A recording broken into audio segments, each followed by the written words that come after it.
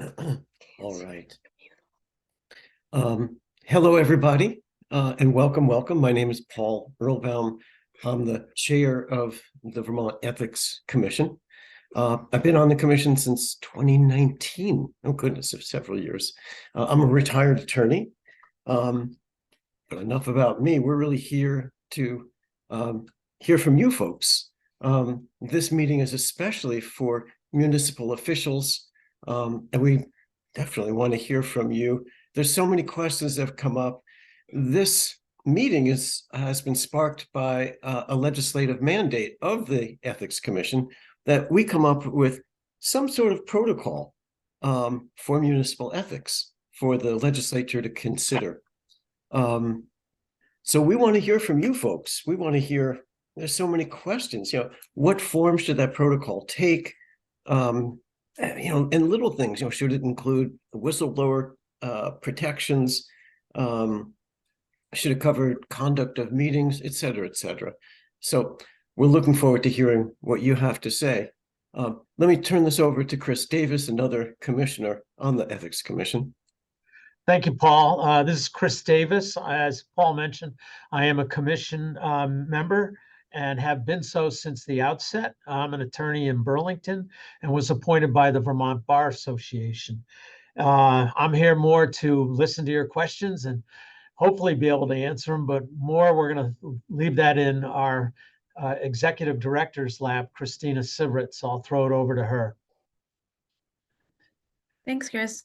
Yeah, just to follow up a bit on Paul's comments about the background of why we're here. So last year, the legislature asked the Ethics Commission to submit proposed recommendations for our statewide municipal ethics framework by January 15th of 2024. And so we've completed the research phase of, developing these recommendations and proposal, looking at states that are similar to Vermont. And we've gotten an idea of what some best practices are, and one would be to have a statewide municipal code of ethics that just lays out the basic ethics principles that everyone in municipal government should follow. There's a couple of questions before us now, whether we should just amend the state code. We currently have a state code that applies to all state of Vermont employees only. That's just went into effect about 1.5 years ago, so it's relatively new. Whether we should just expand that to municipal employees or whether there should be a separate state code of ethics just for municipal officials. And so the question out there with that is, who should it cover? Generally speaking, it can cover appointed, elected, and or municipal employees themselves. And what kind of provisions should that code cover? So the standards would be misuse of position, misuse of resources, conflict of interest, so on and so forth. So we're really interested in hearing from you what you think what should be included in state code of ethics and who should be covered by it. We've been hearing recently that there should be something in there that addresses the conduct at public meetings. And we've also been hearing that it's important to have whistleblower protections in such a state code.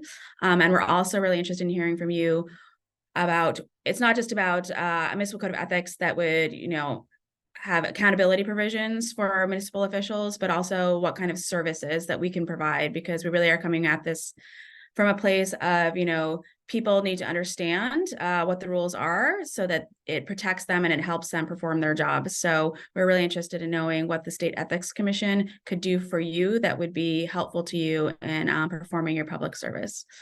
So I think that there's been some instructions posted in the chat. And so if anyone wants to speak, please just raise your hand and drop a note in the chat and we'll call on you. And also there is a survey and a handout for this meeting. There's links to that in the chat as well. So let me just see. It looks like we may have somebody who is ready to, let's see. Oh, nope. So is there anyone who would like to just start and give us your thoughts or ask us any questions about what we're doing and what they think a statewide municipal code of ethics should include, what a framework should include? We're really just here to hear from you today and hopefully be of service to you. Let's see. Okay. So I see a question from S.E. Elliott. Will this also cover volunteers? So that's an open question. So when it comes to the state code of ethics, yes, it does cover some categories of volunteers. So it would cover volunteers who, have a formal arrangement in state government. It covers, volunteer boards and commissioners. It covers somebody who's maybe, teaching classes. They had to go through a criminal record check, that sort of thing. It would not cover volunteers who, are just helping, in an annual green up day or something like that. So it really it's an analysis at the level of volunteer. So payment doesn't determine whether the person is covered by the state code of ethics, but it is an open question. I think when it comes to a municipal code of ethics, statewide municipal code of ethics, in terms of like who should be covered. But generally speaking, it wouldn't just come down to whether somebody is being paid or not. Okay. All right. Are there any other questions or comments?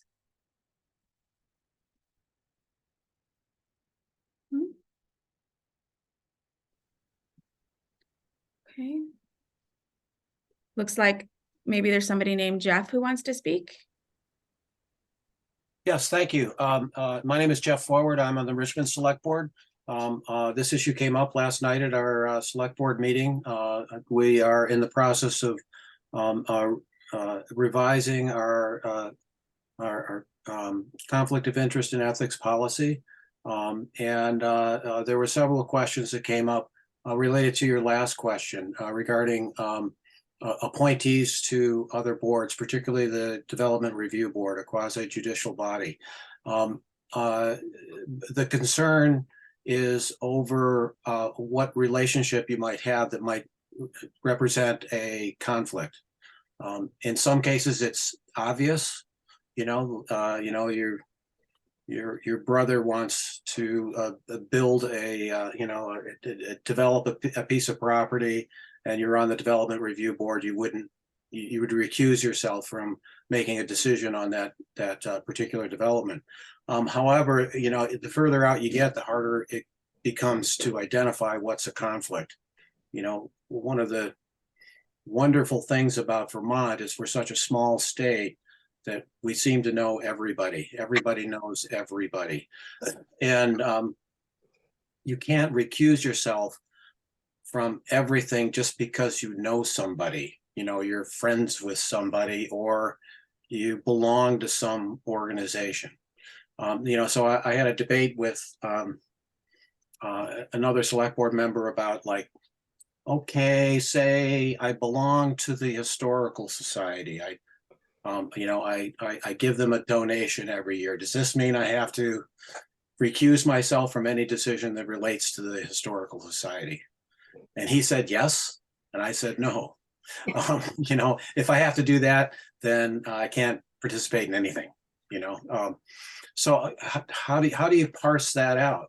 The level of relationship that you have either with an organization or an individual. Yeah, good question. And so, conflict of interest questions are the biggest category of questions that we get in our office. And so if we're looking at a statewide conflict of interest policy, we would be modeling it on the existing, state code of ethics policy, which is, close family members and household members. So it doesn't, and we're looking at interests that are no greater than somebody else in a similar position. So the situation described, that would not be a conflict of interest because you donate to an organization.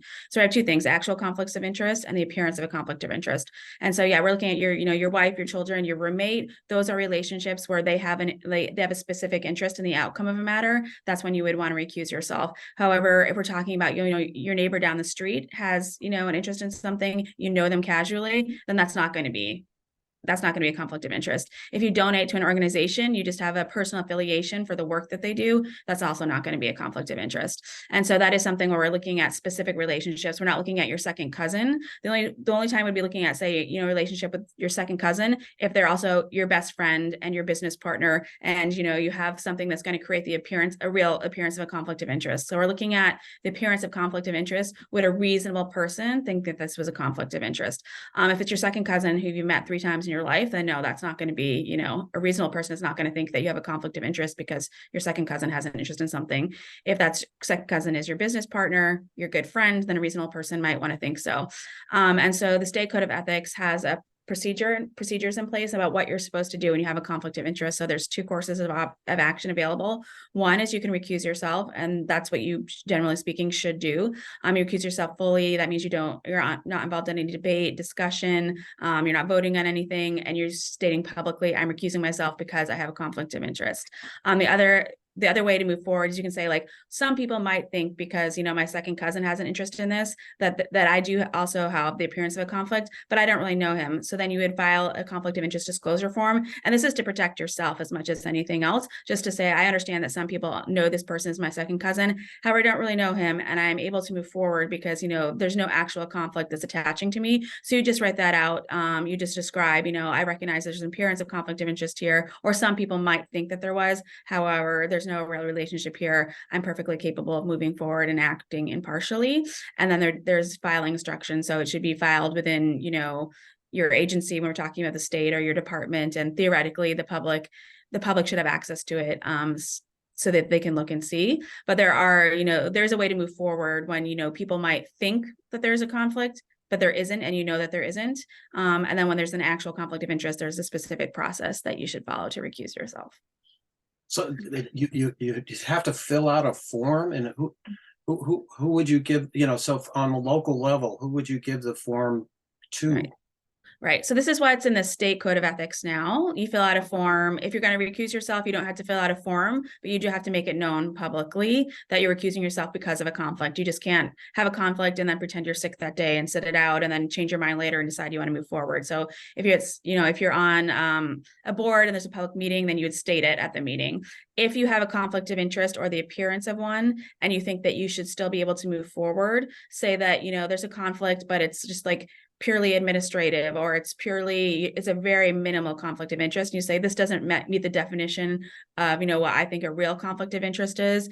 So I think I can move forward. So then you would fill out a form just explaining, like, I've identified this as something people might see as a conflict of interest. However, for XYZ reason, it doesn't really meet the definition. So I'm going to file this form so people understand that I've thought about it, I've discussed it with others, whatever the case may be. And so that is also a question for you, where you think it should be filed. And so one obvious answer might be, with the town clerk. And so I know we have some town clerks here today. And so I'd be interested in hearing their thoughts about that. On the local level, for us, it feels like it might be a little bit overly bureaucratic, and that what would seem like it would be sufficient for us in most circumstances, for volunteer boards, would be to state your belief that that you don't have a conflict. We record all of our meetings, so and we take minutes at all of our meetings, so that if a member, and oftentimes this comes up in real time, not like beforehand, or more frequently it would come up in real time. Yeah. For decisions that's in front of whatever body it is at that particular night. It would seem like a verbal statement might be sufficient. Okay, definitely understood. And so I guess the question would then become, who does the policy cover? Because if we get into too many exceptions, so say like we have, it applies to town clerks, and they don't have the opportunity to state it publicly. So that's something to consider when we're considering language. But we do have a sample conflict of interest disclosure form on our website. So if anybody wants to get a sense of the type of form you'd be filling out, it's really just a one-pager. Then please go to visit the Ethics Commission website, and you can get a sense of what the course of action would be. It's, it's kind of checking some boxes and then writing up a description there. So.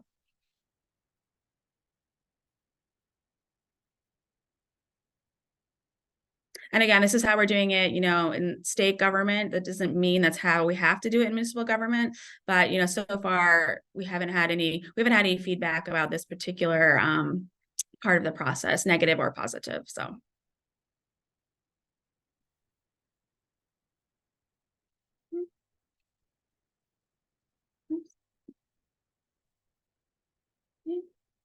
All right. And if there's no more from Jeff, then I think Carol Dawes would like to say something.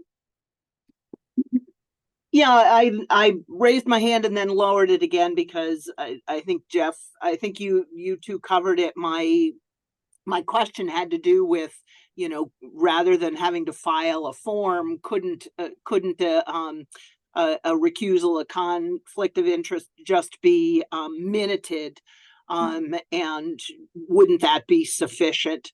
Because as Jeff mentioned, you know, frequently those things come up in the moment, in the middle of a city council meeting or in the middle of a Board of Civil Authority hearing, or, you know, so whatever. And rather than having to try to make sure that we've got a stack of forms there available to fill out. Now, I did notice in the current ethics guidelines, it does say that you can leave your minutes open and get the form afterwards, and that seems really administratively burdensome. So trying to come up with it, if just minuting the conflict of interest is sufficient, I would think that that would make things easier to keep moving things forward.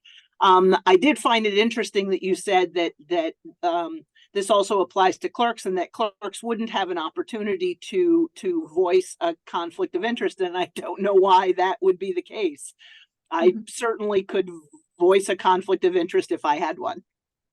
Yeah, and so I guess I should clarify. So when you're talking about when you actually have a conflict of interest and you're going to recuse yourself, then you're not required to file the form then if you're recusing yourself. And so that's something you can just say at a meeting. You can say, you can say at a meeting, or you can, if you have a supervisor, or if you have a coworker, whoever a responsible party would be in your office, you just need to say it publicly so other people understand that you're recusing yourself.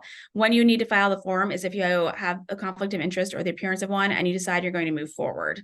And that's so, people can understand why you're moving forward.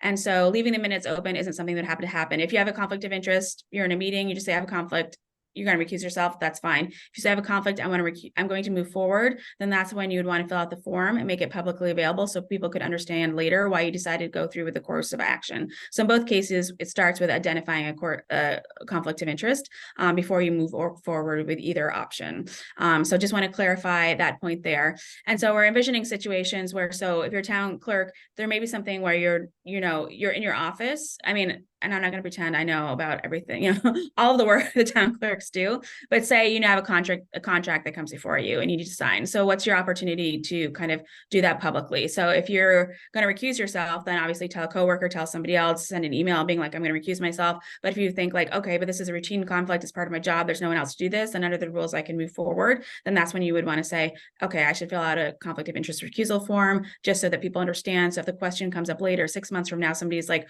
hey, why did you work on the contract when I think you have a conflict of interest? You'd be like, I recognize the conflict, I filed the form like I should have, is publicly available if you ask for it.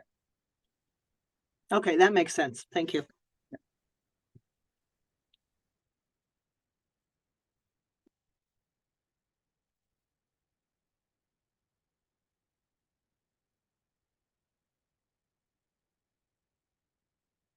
It looks like we don't have anybody else who wants to speak just yet. So, oh, Taryn? I had a question.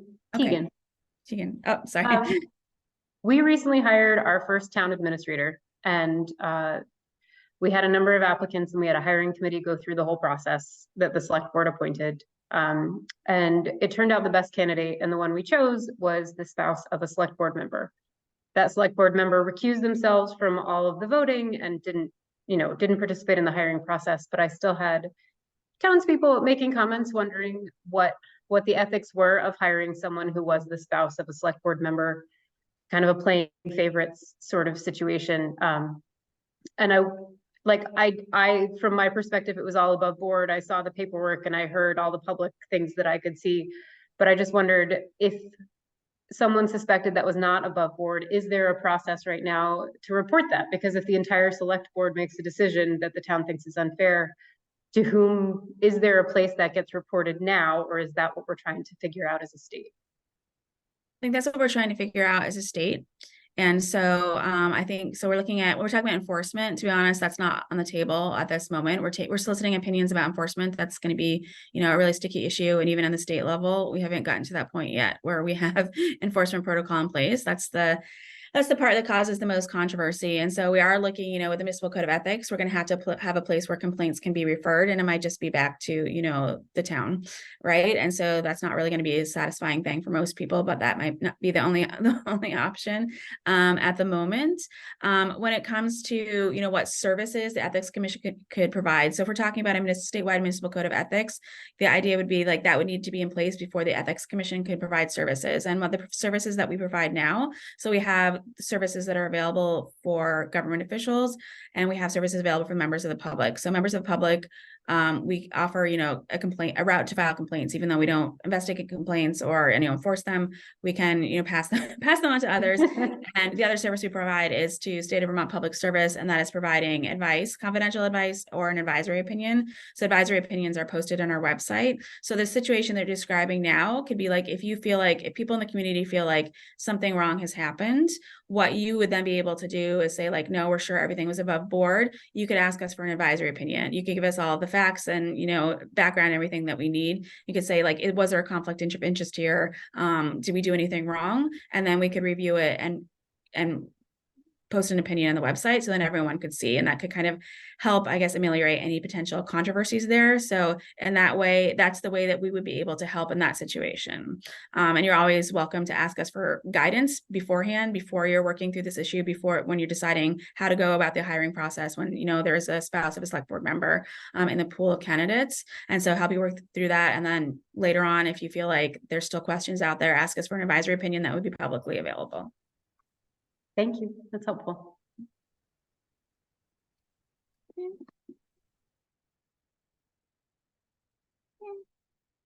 Is there?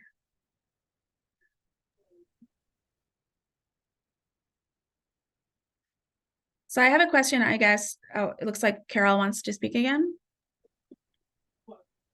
Sorry, I'll try not to hog all the No, go for it. discussion. But piggybacking on what you just you mentioned, enforcement and how that's not really on your radar at the moment. Can you talk a bit about what the game plan is for developing enforcement or ways to address accountability? Sure. And so I can give you like a quick overview, and I'm going to give TJ some warnings. So we have a consultant who works with our office.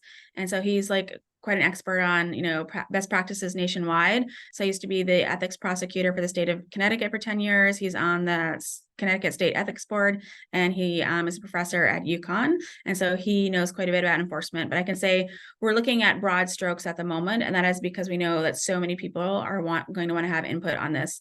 And so I can tell you that, best practice is going to have an independent agency, an independent place for people to go to file complaints. And so one option would be the Ethics Commission. So of course, we're looking for enforcement powers for the Ethics Commission when it comes to the state code of ethics. And that's something that's been under discussion for years. And, we're hoping it comes soon, but who knows? Another option would be to set up a separate state board just for municipal ethics. Problems with that involve the cost. Another option would be to set up regional complaint boards, maybe one for Northern Vermont, maybe one for Southern Vermont, where people can, file their complaints there. If there's appeals, maybe there's, appeals could go to Ethics Commission. Maybe the Ethics Commission would have a seat on that board. Maybe Vermont League of Cities and Towns, maybe, Town Clerks and Treasurers Association would have a seat on, those types of boards. And so those are the avenues we're looking at right now. Of course, there's always the option to throw it back to the municipality to handle complaints themselves. We would say that would not be a best practice, because that is kind of, what can happen now. And we don't really get the sense that that's what people are looking for. But those are some kind of broad strokes of options that are before us. And it's not that we don't want to consider enforcement at this moment in time. It's just being practical about what could actually move forward at this point in time. So, to give a bit more background, Ethics Commission is relatively new. Most states started working on ethics issues back in the 1970s. After Nixon, states started building out their ethics framework. We only got an Ethics Commission set up in 2017. We only had a state code of ethics put in place 2 years ago. And so now we're just working on building out the actual framework and, trying to make it stronger each year. So now we have the state code of ethics for state employees. So now we're kind of moving over to municipal ethics and just getting the basic framework in place and then going from there. And so I don't know, maybe TJ has something he can add about enforcement. if you are willing. Apologies to putting you on the spot, TJ. That's quite all right. Typically, the most successful codes of ethics, both at the municipal and state level, are those that get rolled out in sort of a pattern format where you focus on education and training first so that people are clear on what the obligations are, and then gradually introduce an enforcement program once people are aware what the rules are. Yeah. And that's a good point. So get a code in place, then focus on training, and then move to enforcement. So that's something we would envision with the state code of ethics, is that there would be training providers in place. So the ethics commission would be one, maybe Vermont League of Cities and Town wants to be another, but we would have online trainings and opportunities for people to ask for in-person trainings. So, and I think Jeff wanted to speak again as well. So in my mind, I think you need to be careful about how far you go with enforcement. I'm all for ethical behavior, and I have been my entire life. And for elected officials, there is a remedy for conflicts, and that comes at the ballot box. If the public feels like the elected official has done something wrong, they can decide whether it was egregious enough and not re-elect them. And even for appointed positions, ultimately the appointed positions come back to the elected officials who are appointing them. And if the public is dissatisfied with that, then there is a remedy there. It seems to me that sometimes the complaint of conflict of interest is kind of bandied about when a decision is being made that you disagree with. And no matter what decision any body makes, somebody is going to disagree with it. Again, my point about everybody knows everybody, and everybody is friends with everybody. Everybody belongs to everything in state. The only, one of the wonderful things about Vermont is that we operate on volunteers, particularly at the municipal level. Our town has something like 15 or 20 different volunteer committees, and you don't want to discourage people from participating in those committees. And by the same token, you do want to encourage ethical behavior and be as fully transparent as possible. So to me, the thing that's most important is being transparent. If you believe you have a conflict of interest, you state it up front and recuse yourself. If you believe the conflict doesn't raise to the level of recusal, if you can state it up front, say, here's what my conflict might be perceived as. I feel like I can be objective in this situation.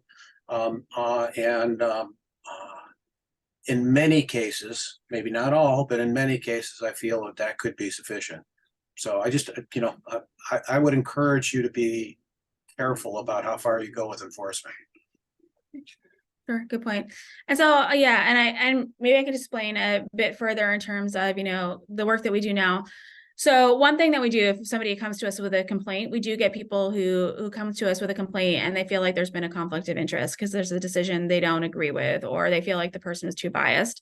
And that is something that we're able to help, municipal officials and members of the public with, is explaining exactly what a conflict of interest is. So it's not political bias. It's not having really strong personal feelings about something.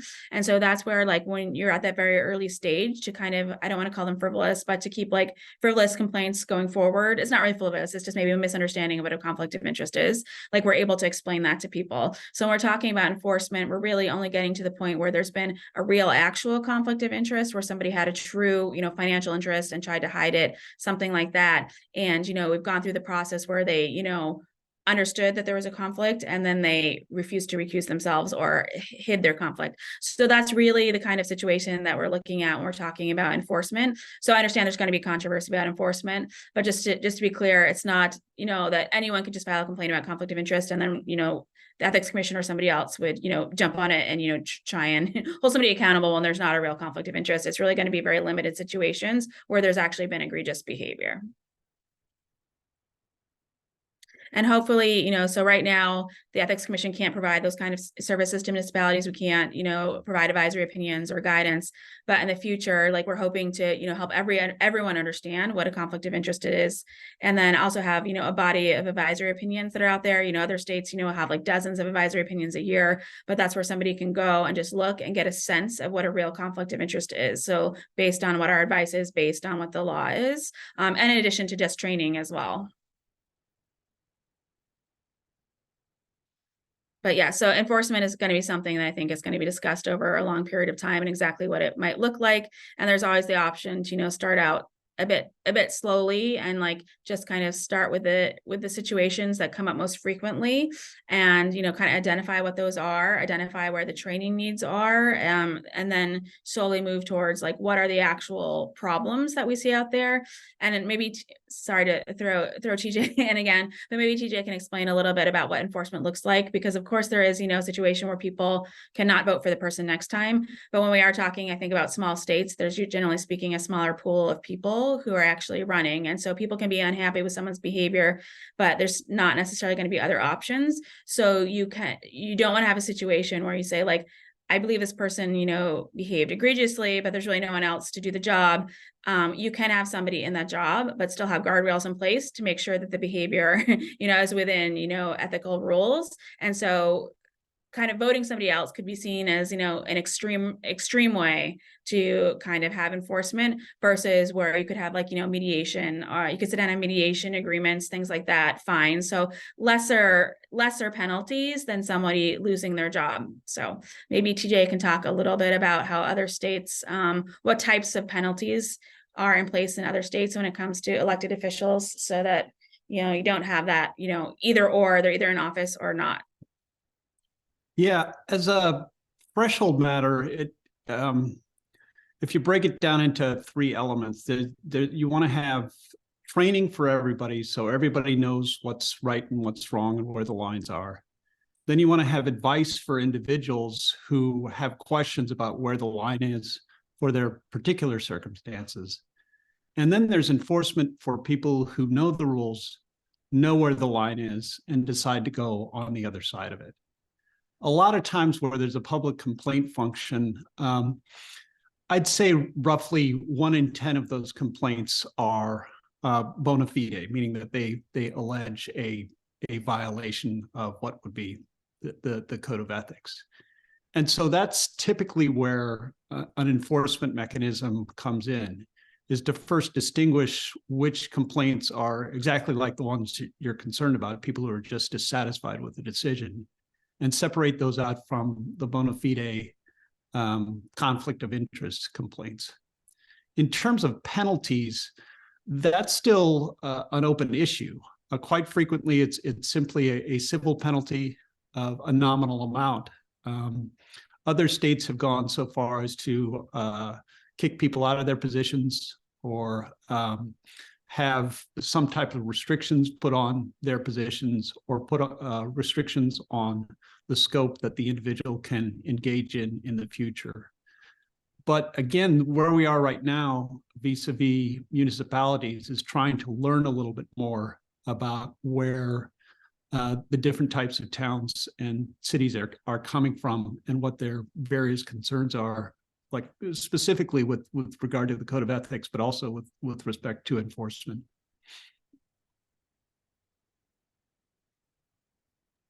Yeah, that's correct. And Jeff wants to speak again. I hope I'm not speaking too much. I think it could be problematic for an outside body, a body outside the town, to have the authority to remove somebody from a position in a local position. Just the fact that somebody files a conflict of interest complaint will have a great deal of impact on the elected officials.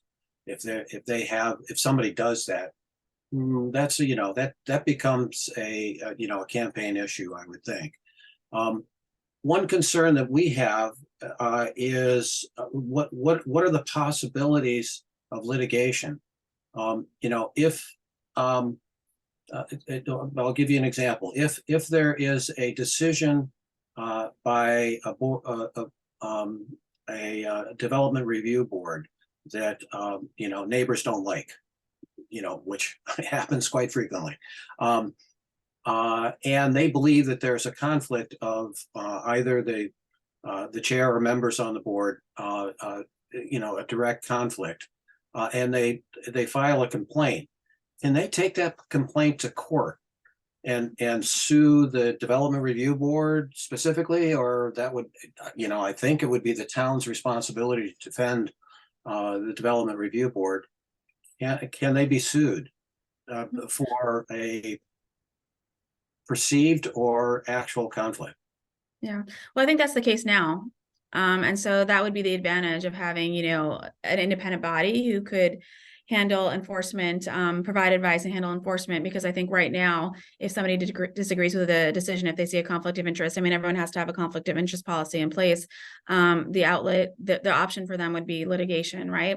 And so you don't want litigation to be the only option for people. Number one, you need a lot of stamina to go through that process. And number two, it's very expensive for the town and for the person bringing the suit. So the advantage of having, a municipal code of ethics in place with an ethics commission that could handle those types of complaints is that it's kind of, I don't want to say divert it from litigation, but divert it from litigation in the sense that, if there is a situation, particularly where there's not actually a conflict of interest, or there's a perceived conflict of interest, you can kind of, work through that before you get to the later stages. Whereas right now, maybe someone's option would be just to sue, right?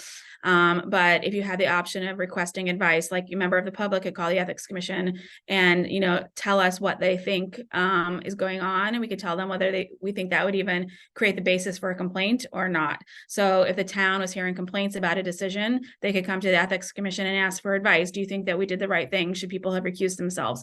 If there was an enforcement protocol in place eventually, and the ethics commission was a part of it, could come to us and say, both the parties can come to us and say, like, we need assistance with this situation. So it could come through the form of a complaint, but potentially it could also come through like the form of mediation, just providing advice to both sides. So there's a lot of different options when it comes to enforcement. It's not just somebody files a complaint, we investigate, and then try and get somebody in trouble. It doesn't work like that. So there's many different stages of the process. There's a lot of different options. So when we're talking about removing someone from office, I don't think the ethics commission is envisioning a situation where there's an enforcement protocol where the ethics commission could ever remove an elected official, right? So there's a lot of different options there, and there's like I said, there's mediation, there's fines, there's so on and so forth. So I think, but you're looking at a situation where maybe, like, as an independent party could help out with the investigation, and then that could be, we provide findings, something of that nature, and then the town or municipality could decide what they want to do with them. But again, that we're really kind of getting ahead of ourselves, I think, in terms of enforcement, because we still haven't even gotten enforcement for the state code of ethics, unfortunately. So it's just, we know that this is a conversation that's going to be long, and there's going to be a lot of input when it comes to enforcement, and just know that there's a lot of different options. There's not just like one path where it's complaint investigation, somebody gets in trouble. There's a lot of different services that can come within the enforcement protocol. There's a lot of different options in terms of what the penalties could be. But the first step is, I think, just to get rules in place that are easy for everyone to understand, members of the public and municipal officials themselves. Because we really are going for something that's relatively simple, like with our state code of ethics, because it's new. It's not really an elaborate code of ethics. It's pretty basic. It covers all of the major points, but it is a very basic code of ethics. So we're starting with the principles that really everyone should be acting, according to principles, even without the state code of ethics, because they're pretty much, everyone should understand like the basic differences between, right and wrong, in the sense of like, you shouldn't be misusing your position. Like if you get pulled over by, state trooper, you shouldn't be using your position to try and get out of a ticket. Everyone understands that. But then we also are able to provide advice when it comes to some of those gray areas, like, acceptance of gifts and exactly what constitutes a conflict of interest. But we are really starting with a basic framework, principles that everyone should be able to agree upon, and then moving forward from there. So I don't think this would avoid litigation. There would be two different things. You know, you could be dissatisfied with an individual and want a remedy there. But if somebody was going to, for example, litigate against a decision by the Development Review Board, their goal is not to remove the person from office or from that position. Their goal would be to vacate the decision. And that's a whole different thing.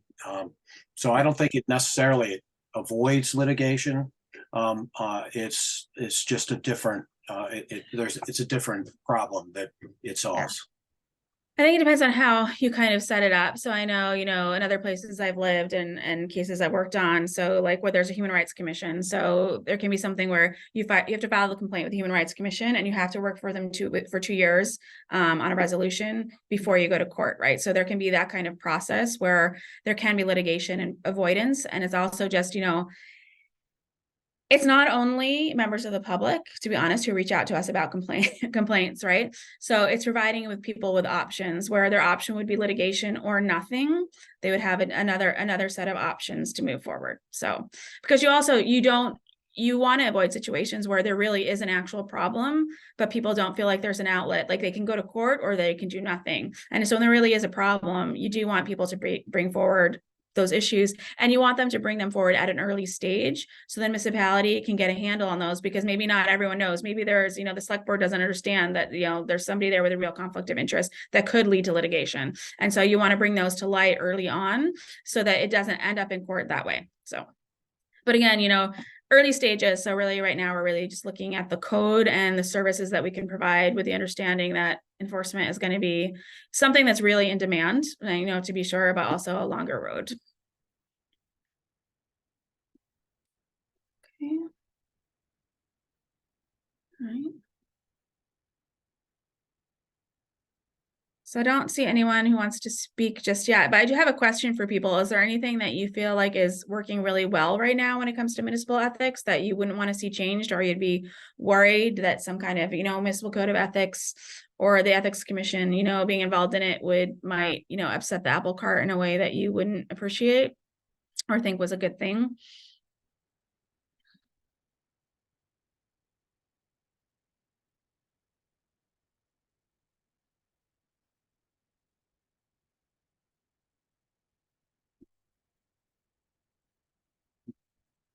I don't see any hands raised. So maybe I could ask, like, for some of the municipal officials that are here now, like, what do you currently do with complaints? Because that's something we'd really like to be able to get a handle on. I know, like, in some of the bigger municipalities, there is actually a process in place, a formal process in place where people can file ethics complaints. And in some places, there are actually ethics boards to handle complaints. But I don't think that's the norm. So I would be interested in hearing from people, how do they handle complaints now? Is it just kind of, somebody raises an issue at a meeting and then you try and resolve it on the spot with ongoing communication with those particular people? Or is there any kind of formal process in your municipality when it comes to people filing complaints?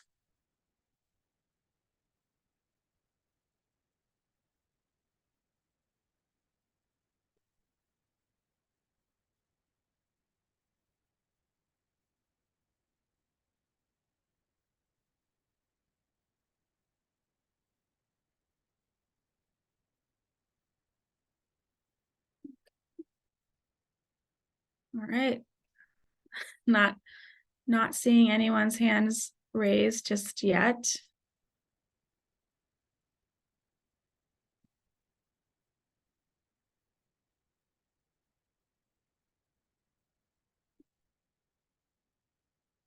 I guess one thing that I'd like to emphasize too about the municipal code of ethics, which is, something that's on deck, is that, it's not just about holding people accountable. It's just it's also helping people understand what the obligations are. And so, like what we mentioned before, we're really covering things that, cover behavior that people should already be engaged in terms of ethics. Like these are basic principles that everyone should already be following. So it's really just memorializing them in writing and giving people a place to go to for advice and guidance. And so it's meant to be of a benefit to people, not just something that's used to hold people accountable. Mhm. Yeah. Yeah. Yeah, and good point. Somebody just made the point about costs. So we are also hoping, this is something that's, involves cost savings. So we do get calls from municipal officials who have questions and don't really know where to go. And really, generally speaking, the only place we can direct them to is town council or, city attorney, which can be expensive. And so if we have, a place where people can go for free advice, for free guidance, for free, an advisory opinion for free, we're also hoping that, not only would expenses be saved in the terms of we are hoping that it could be, a risk mitigating factor in terms of litigation, but just in terms of, not having to ask an attorney every time you need advice, who may not be available to everyone who wants that advice as well. Cause that's something we get as well. People telling us, yeah, I can't actually ask the city attorney because, I'm saying something that's in conflict of somebody else that they represent in the municipality. And, therefore that person isn't available to me, or they may not just be available to that person based on their position. So that's another way we think this could be of a benefit. But we also do, we really do want to hear from people the positives that they see in something like this, and also the negatives that they see in something like this, and specifically, what they think should be included in a municipal code of ethics and not included. And of course, if anyone doesn't feel like, speaking today, we're taking comments up until I think it's December 10th. So feel free to write into us and tell us what you think when you have more time to think about what it is we're doing. And also, just because we're talking about a municipal code of ethics today and advisory services, that doesn't mean those are the only recommendations that we have to make. Those are just recommendations that we came up with based on existing services that we already provide, but also looking at best practices in other states in terms of having a municipal code of ethics in place.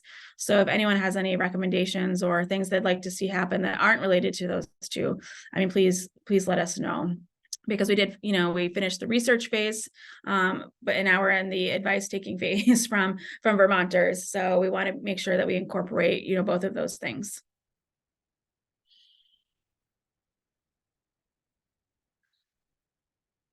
And if anyone wants to do some more research, I can say that when we're looking at, examples of best practices, so we kind of looked at, first of all, I looked at states that are similarly situated to Vermont in terms of, size and how they're made up. So particularly other New England states. And so then we looked at the states that are known for having best practices. They're known for having good ethics frameworks in place. They're consistently kind of in the top 10 or top 15 states in the nation for that. And then kind of, cross-referencing it to what are no other England states or states that are similar to us. So we're really looking at Massachusetts and particularly Rhode Island. Rhode Island is one of the best states around in terms of their reputation for the municipal ethics. Their ethics framework overall. So those are two states that we're looking at as, our best practice examples. If anyone wants to do a deeper dive into those two states and how they do things to help inform themselves and inform any advice that or input they want to give us, those would be good places to look as well. So it looks like Carol has her hand up. Yeah, it feels like we're at a point where we can just sort of offer stream of consciousness comments. Yeah. So a couple things. I read over both of the different drafts. And to me, it makes more sense to have a standalone municipal code of ethics rather than what feels like shoehorning it into the state one. So, my preference would be to have a standalone municipal code. The other thing is, we were talking about accountability and enforcement, and it seems to me, and I realize that this is down the road a little bit, but it seems to me that trying to find a middle ground or something a little softer is a good approach, something that might offer assistance or offer mentorships.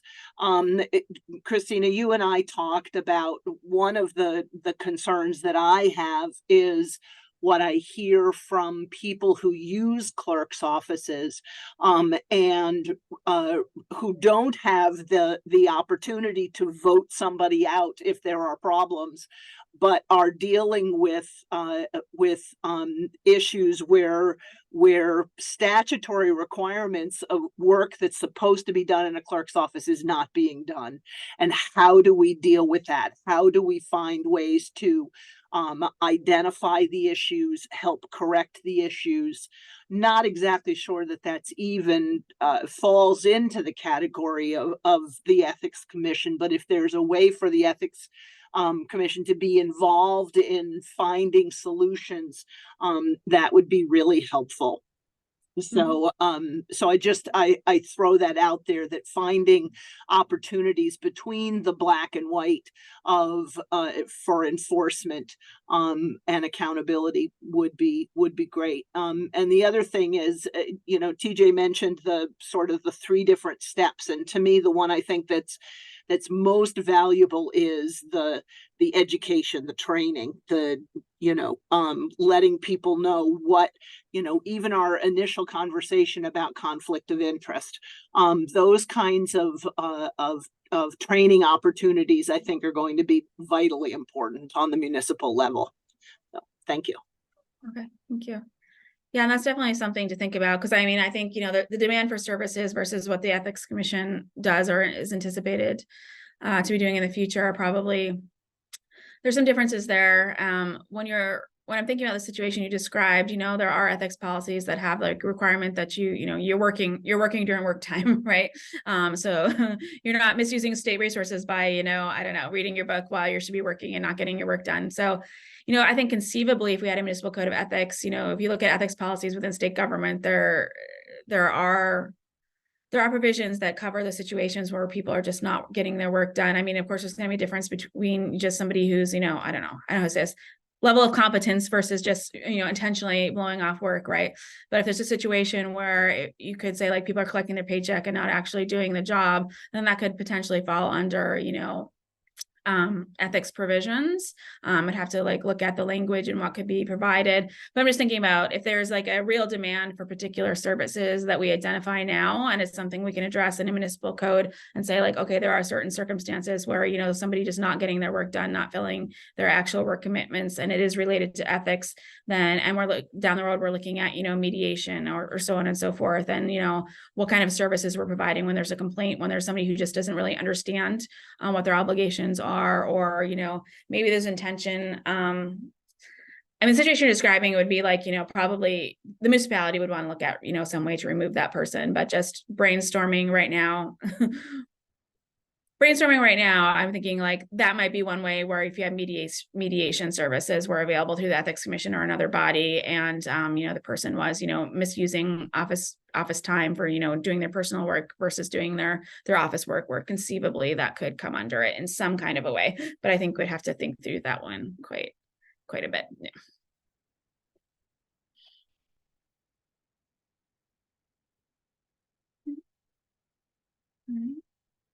So I know we have a number of people here. Is there anyone who hasn't spoken yet who would just like to give their thoughts? I mean, I really appreciate Carol's comments about having a standalone code of ethics for municipal officials versus, you know, trying to bring people under the state code, because I think there are the other states we're looking at do have like one code of ethics for everyone. At the same time, when they were developing their code of ethics, it can very well be that they, you know, anticipated it was going to cover everyone, so developed it to cover everyone, versus our state code of ethics was just developed specifically for state of Vermont employees.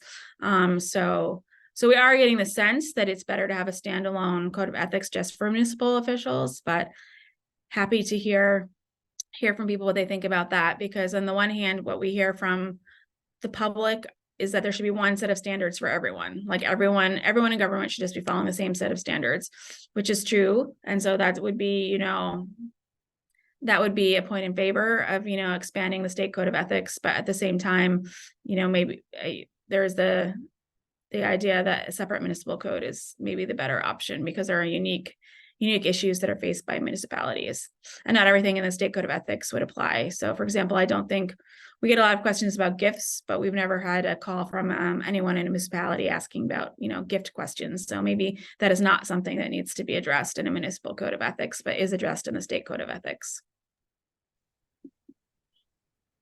So I'm in the middle of writing a response to Carol in the chat. I agree with her that the municipalities, I think, are different than like state employees, which a code of ethics should apply to. You know, people who have municipalities run on volunteers. You know, the select board is volunteer, you know, I mean, and for paid staff, it's somewhat different. You know, I see the potential for conflicts as being somewhat different. I think I agree with Carol that you know, a standalone code of ethics for municipalities, a model template, it makes a lot of sense. We are reviewing the VLCT model right now. We've come up with some, you know, one question that we came up with last night is, you know, how do you define an emergency, right? You know, you can defer a decision if you know, if somebody on a board has to recuse themselves because of a conflict, and what if you don't have a quorum? You know, it's like, you know, problematic. You know, it just stretches everything out. But in, you know, for the legislature, or you know, it must come up within the judiciary now, because it seems to be, you know, quite a topical issue on the federal level.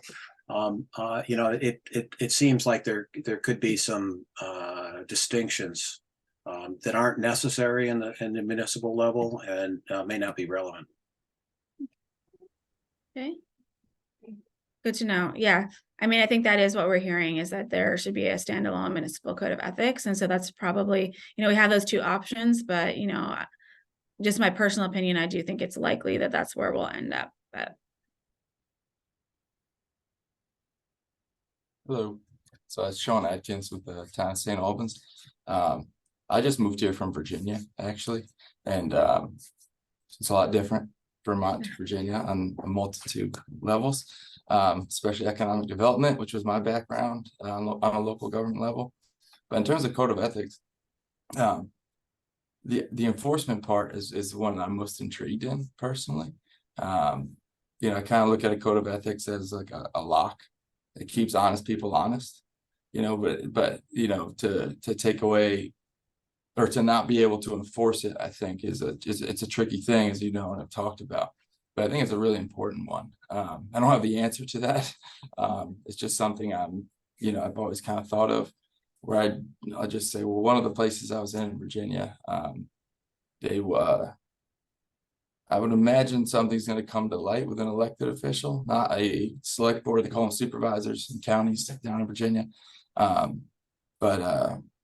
You know, it's something that I had an idea about with a certain project, and I'm hearing that it's probably going to come to light here soon. But the code of ethics, I don't think, do they have code of ethics both locally and at the state level in Virginia? You know, hasn't prevented that. So I think, you know, that's a whole different beast with the politician side of it. But on a local level, I mean, on our EDA down there, you know, the conflict of interest disclosures and stuff, I'm looking through it, you know, going through the stuff, making sure everybody sent it in, and they just blatantly lied on their conflict of interest one. Not everybody, but people of note, I guess is what I'd say. And you know, they don't have any business knowing this. This was the question, was the response I got.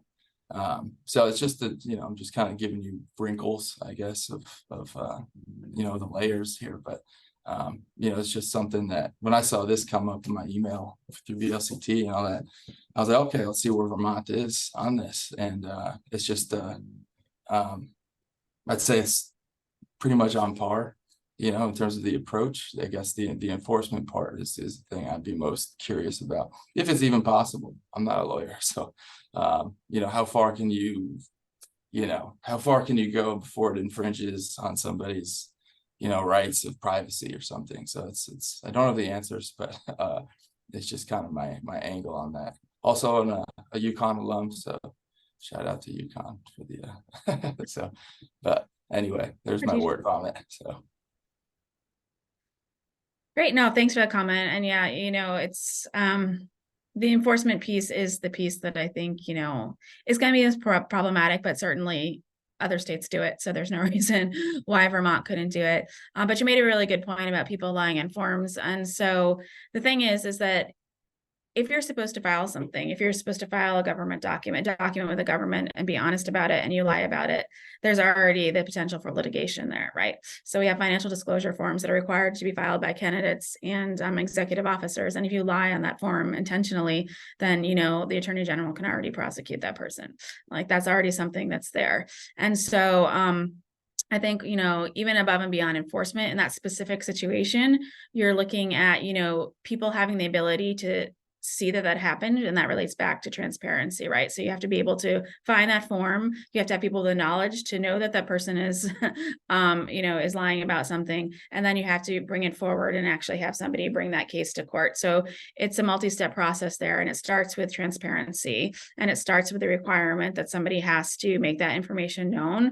And just in terms of like privacy considerations, you know, when we're looking at where Vermont is and we're looking at where the rest of the country is, you know, we've already pretty much decided, you know, if we're looking at national practices that yes, people should have to file disclosures when they have a conflict of interest, and especially when it's related to finances. So hopefully, you know, that's not an argument that would, you know, resurrect its head in the sense that like, it's a bit of a red herring, I think, when it comes to, you know, should somebody have to disclose their financial information if they're in certain positions, because we already do that in Vermont, as well as in the rest of the country.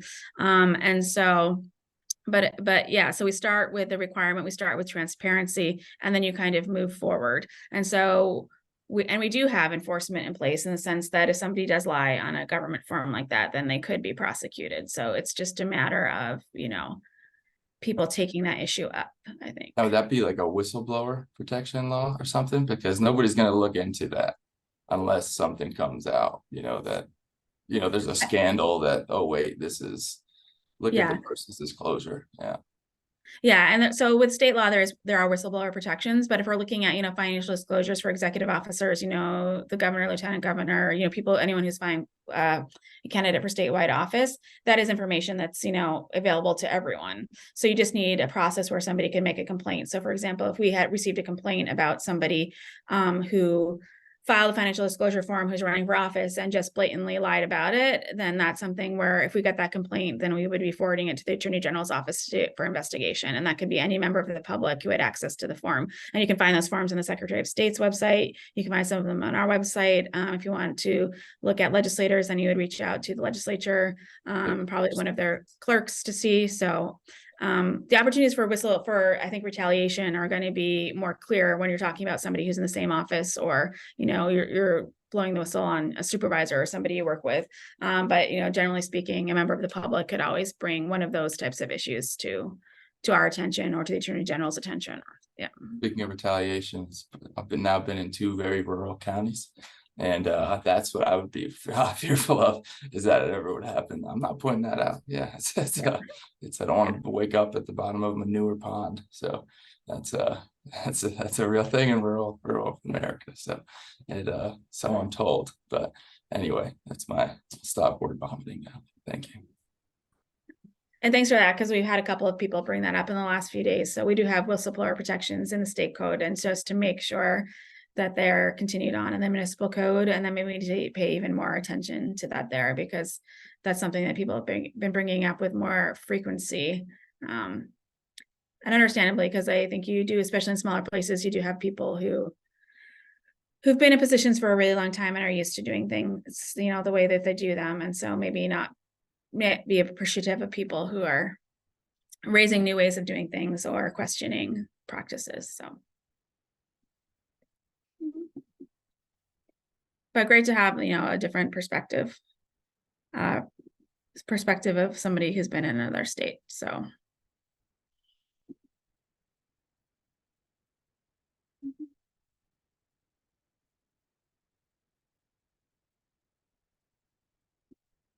right. Any other thoughts? Any questions?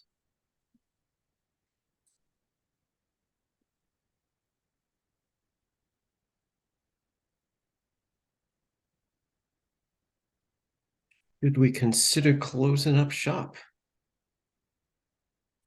Yeah. I just remind everyone, feel free to write into us if you didn't have anything that you thought of today, but in the next, few days, couple of weeks, you want to send us your comments over email, then that would be great. So we really are thinking things through. Like, we've already been alerted to some things that we hadn't maybe focused on before or thought about before. So this is your chance. We're definitely taking everything under advisement.